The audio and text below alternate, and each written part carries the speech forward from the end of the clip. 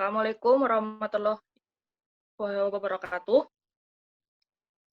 Di sini saya dan teman-teman dari kelompok 4 yang berisi Nila Ma'rufah, kemudian Nabila Azahra, ASS Safitri, dan juga Husna Fitri, dan saya sendiri, Adiantia, akan mempresentasikan tentang analisis GEP. Langsung saja di-share screen-nya.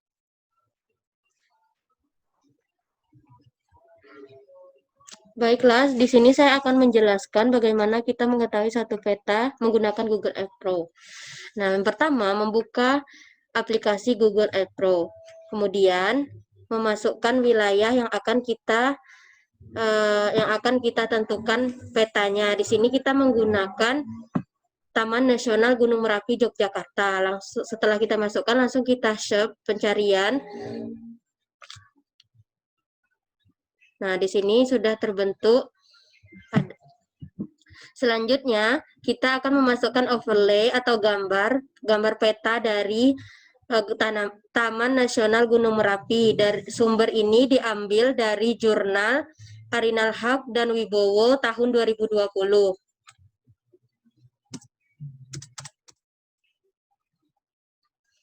Kita kasih nama TNGM, mungkin kita cari gambarnya, gambar petanya. Mungkin kita upload, klik OK. Nah, setelah itu, gambar kita sesuaikan dengan peta di Google Earth dengan cara menentukan aliran sungai sampai pas pada garisnya. Garis dari jurnal pas dengan garis pada peta aslinya. Nah, setelah itu nanti akan jadi seperti ini.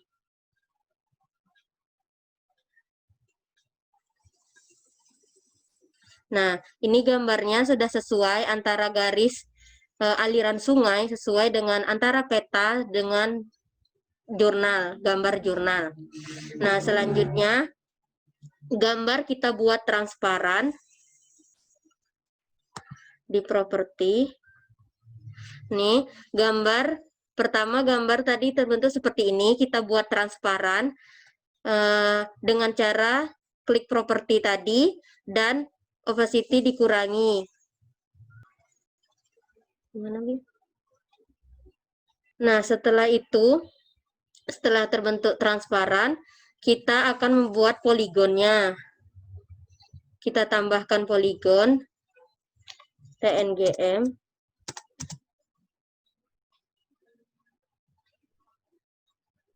Nah, di sini kita tambahkan lebar dari garis ini 5,0, opacity-nya 0%. Kemudian kita klik OK. Kita titik-titik dulu dengan cara membuat titik-titik pada tepi garis sesuai gambar dari jurnal yang kita dapatkan.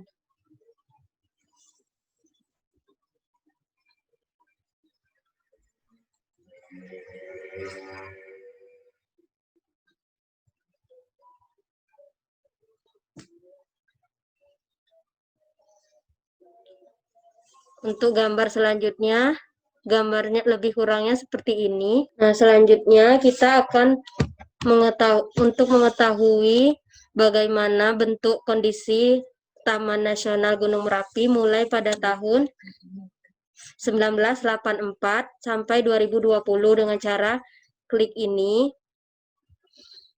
Nah, histori cerita dari Taman Nasional Gunung Merapi ini dari tahun 1984. Kita kembali ke tahun 1984. Di sini dapat kita lihat bahwa terjadi letusan gunung api yang mana arahnya itu ke arah barat laut. Nah, sehingga di sini dapat kita lihat bahwa tidak ada tumbuhnya vegetasi. Pada tahun dari 1872 sampai 1931 itu terjadi letusan gunung api. Sehingga di bagian barat laut ini tidak terdapat vegetasi. Nah, yang selanjutnya pada tahun 1991 1991 Nah, pada tahun 1991 yang tidak terdapat vegetasi tadi di tahun 1984 sudah dapat kita lihat terdapat vegetasi, artinya mulai tumbuh tumbuhan yang akibat dari letusan gunung api tadi di arah bagian barat laut ini. Selanjutnya pada tahun 2002 dapat kita lihat penampakan pada daerah barat daya karena di tahun 2001 itu terjadi letusan gunung api sehingga arahnya itu letusan itu mengarah ke arah barat daya. Nah, di sini dapat kita lihat bahwa tidak terdapat vegetasi. Mungkin karena udah 1 tahun ada sedikit vegetasi lah seperti itu. Nah, selanjutnya kita beralih pada tahun 2007. Pada tahun 2007, di sini dapat kita lihat bahwa letusan gunung apinya itu menambah di bagian selatan.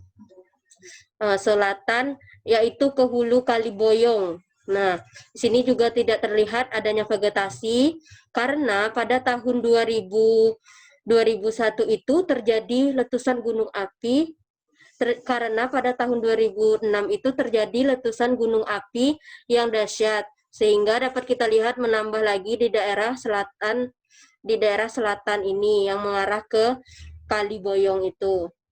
Nah, yang selanjutnya terjadi pada tahun 2011. Nah, pada tahun 2011 terjadi perubahan, nambah lagi perubahannya, lebih melebar dari hampir dari daerah selatan ke daerah barat ini tadi. Karena pada tahun 2010 itu juga terjadi letusan yang sangat besar sehingga tidak terdapat vegetasi hampir menyeluruh di bagian selatan dan di bagian barat daya ini. Nah, seperti itu. Nah, selanjutnya pada tahun 2016 Taman Nasional Gunung Merapi ini di bagian selatan daya ini sudah mulai tumbuh vegetasi karena tidak terjadinya letusan gunung lagi. Begitu juga dengan daerah selatan ini tapi masih sedikit terjadinya tumbuh vegetasi. Selanjutnya kita beralih pada tahun 2018.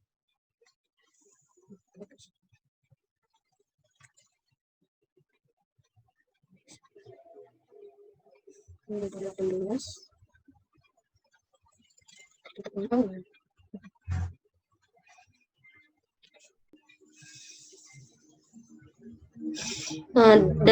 tahun 2018 ini di mana terjadi letusan lagi pada sekitar bulan Desember di tahun 2018.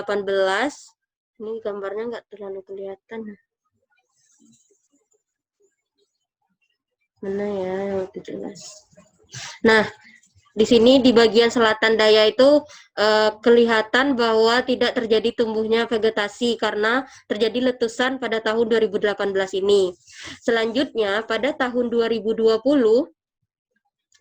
di mana vegetasi itu belum tumbuh di daerah selatan dan di daerah barat. Tampak banyak tumbuhan yang tidak tumbuh di bagian selatan dan bagian barat daya ini akibat dari letusan 2018 seperti itu.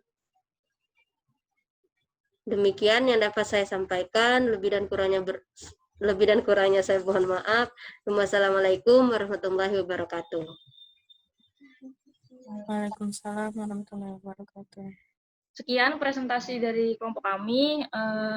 Akhir kata, wassalamualaikum warahmatullahi wabarakatuh.